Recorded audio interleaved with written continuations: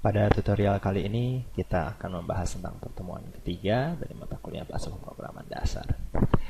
Kita bahas sedikit tentang teori yang ada, yaitu di sini kita akan membahas tentang masukan dan keluaran, perintah-perintah dan sintak-sintak dalam bahasa C untuk masukan dan keluaran.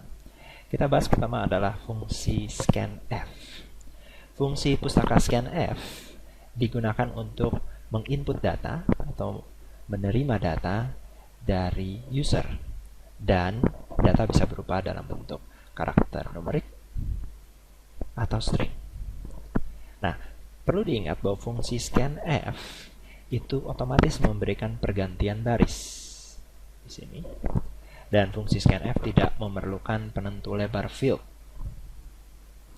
Tapi fungsi scanf memerlukan format atau tanda format yang harus digunakan atau akan digunakan untuk menerima inputan dari user agar sesuai tipe datanya. Variabel dari scanf nanti menggunakan sintak lambang N untuk mengindikasikan bahwa ini mengisi ke dalam alamat memori tertentu. Baik, kita lihat di sini. Ini adalah tabel format dan keterangan dari masing-masing format. Sebagai contoh, jika kita ingin membuat perintah agar program menerima dan membaca karakter saja, maka kita akan menggunakan %c.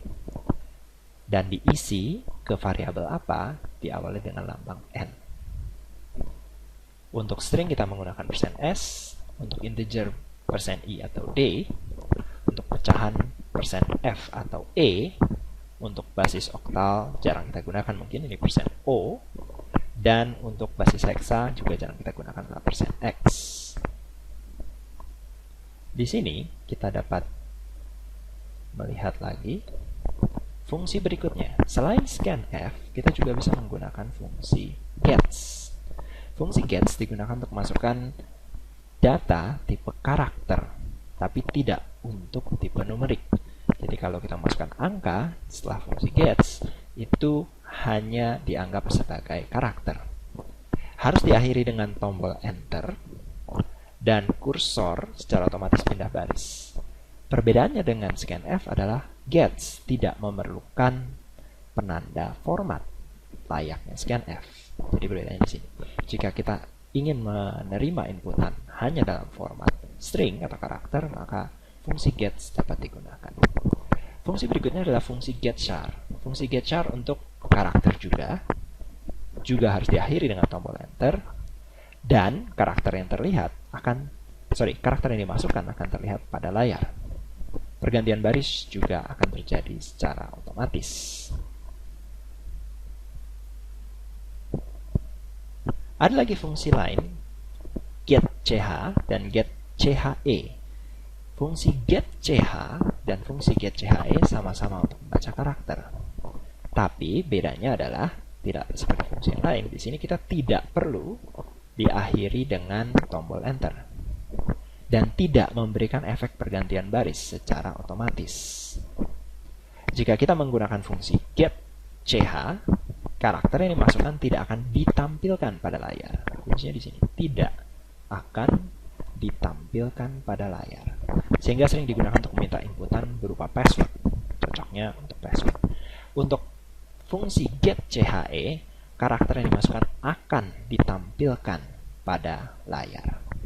Ini adalah perintah-perintah masukan. Silakan tanyakan kepada instruktur Anda jika ada hal yang ingin ditanyakan sekarang. Berikutnya, kita akan bahas juga perintah keluaran. Untuk mencetak keluar, selain fungsi printf pernah kita gunakan, juga ada fungsi puts dan putchar. Fungsi puts, karena printf tidak saya bahas karena sudah kita bahas pada pertemuan sebelumnya. Fungsi puts hanya untuk data string dan otomatis ada perpindahan baris. Putchar hanya untuk menampilkan sebuah karakter tunggal. Itulah beberapa perbedaan dari jenis-jenis perintah masukan dan keluaran. Ini sebagai contoh untuk menampilkan bilangan pecahan kita menggunakan printf gitu ya, dengan standar %m.nf. M di sini bisa kita isi dengan panjang range-nya, berapa digit di depan koma, dot untuk memisahkan digit di depan koma dan di belakang koma, dan n di sini bisa kita ganti dengan angka di belakang koma. F adalah float. Sebagai contoh, kalau kita buat perintah sintak %5.2f dari variabel nilai. Jika variabel nilainya adalah katakanlah 55765.332, maka dengan fungsi yang ini hanya ditampilkan 5 karakter, tapi di belakang koma hanya 2, sehingga ditampilkan hanyalah ini, 55765.33. Oke. Berikutnya, menampilkan data ke printer. Untuk menampilkan data ke printer, kita akan menggunakan fungsi printf, fputs, dan fputc. Fprintf untuk mencetak semua jenis tipe data, fputs hanya untuk string, dan fputc, c di sini karakter, hanya untuk karakter saja. Demikianlah gambaran umum dari teori-teori yang terkait dengan sintak. Bagaimana menerima inputan dari layar, mencetak output ke layar. Selanjutnya, pada tutorial berikutnya akan dibahas solusi untuk pelaksanaan praktikum yang ada. Terima kasih.